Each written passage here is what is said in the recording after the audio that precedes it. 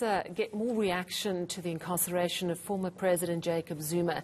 Leader of the Good Party, Patricia de Lille, blew the whistle on arms deal corruption in Parliament in 1999. The former President Zuma is due back in court for that arms deal corruption case on the 19th of July. Ms. de Lille joins us now. Thank you so much for your time. I have to ask, did you ever expect to see Jacob Zuma behind bars?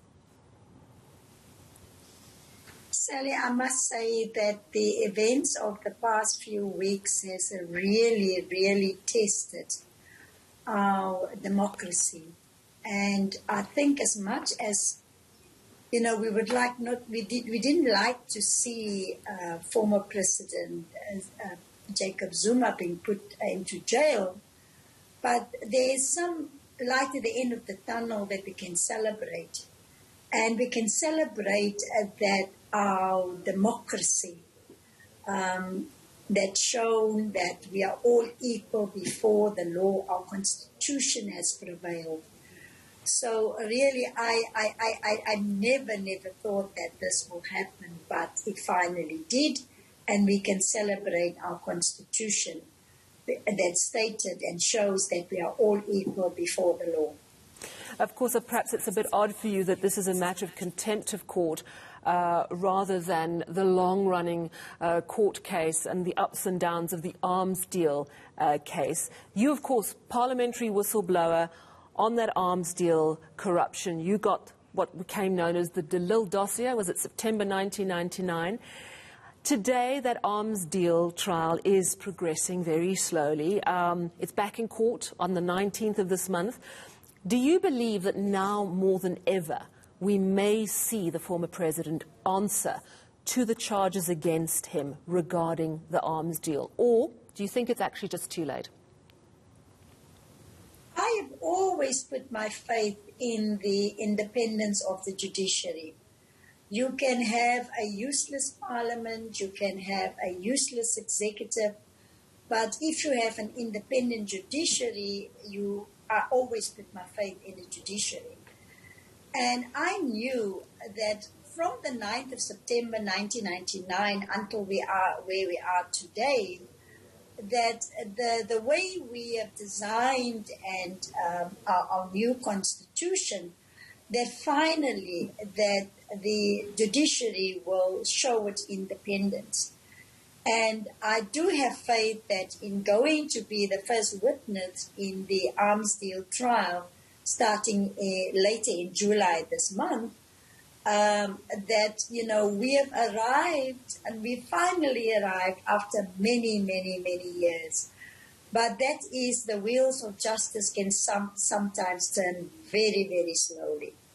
So the 9th of September 1999, you stood up in Parliament, you were a member of the PAC at the time, you had that dossier that had been given to you, which showed large-scale corruption in that huge arms deal. You were booed by the ANC, you were heckled by the ANC. You also received death threats later, some vindication, of course, when we saw the conviction of Tony Yengeni and then Shabir Sheikh. When they were jailed. But do you believe that more members of the ANC have a case to answer in this issue? The real litmus test for our new democracy was our response to the allegations around corruption in the arms deal. I believe that at the time in 1999, if we had responded in a way to say that corruption will not be tolerated in our country, and that we will act against any allegation of corruption, we would have not been where we are today, where corruption is the order of the day in our country. Because the perception in 1999 was that government was trying to protect the corrupt. So that was the litmus test for our democracy. So today we are in this mess because we have not dealt decisively with the arms deal at the time. But be that as it may, I think we have arrived at a time where majority of South Africans are saying that we are sick and tired of corruption. that corruption steals from the poor, and that we want to see a country free of corruption. And I do believe that we are now on the right direction, and the Zondo Commission and all the revelations that we've seen there is certainly something that made us as South Africans stood up and listen. And I don't think that we were shocked by what we've heard from the Zondo Commission, but it's certainly a step in the right direction. We must bring the corrupt to account. Yeah, and of course the State Capture Commission is in its final stages, yes. And you know, we will see if charges come after that, and whether people will people be going to prison. You know, the former president Jacob Zuma has always said he's got a lot of things on a lot of people, that he's going to spill the beans. Do you expect him to do something like that in the coming months? You know, it's also a criminal offense that, you know, when you have got any information of any corruption on anybody in the country, it is a criminal offense if you don't report it to the relevant law enforcement agencies.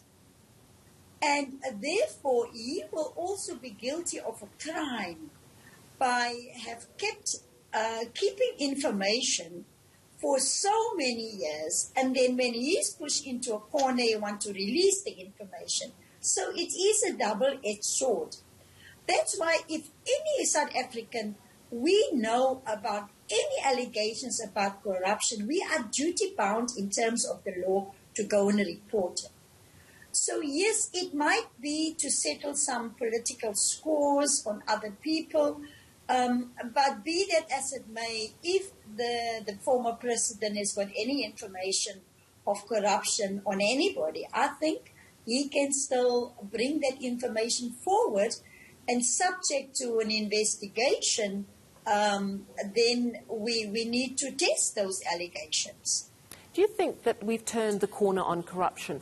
And I ask this not necessarily because as a country we might have had a big moral reinvention, but because it's clear you can't get away with it as easily as it used to happen. Very quickly, do you think we've turned that corner? Well, I do think that we are certainly heading in that direction, and that we need to do a lot more. But we need to also incentivize ordinary South Africans to come forward with information. We need to take ordinary South Africans for granted that, you know, they must just spill the beans. We need to incentivize them, and I believe if we do that, we will be able to change the culture of keeping quiet when you know somebody has been involved in corrupt activities, but by actually exposing that, I think that is part of the solution in the long term for our country. And as one of our original whistleblowers, that is a very powerful message. And thank you so much for chatting to us this evening. Fascinating perspective. That is the leader of the Good Party, Patricia de Lille.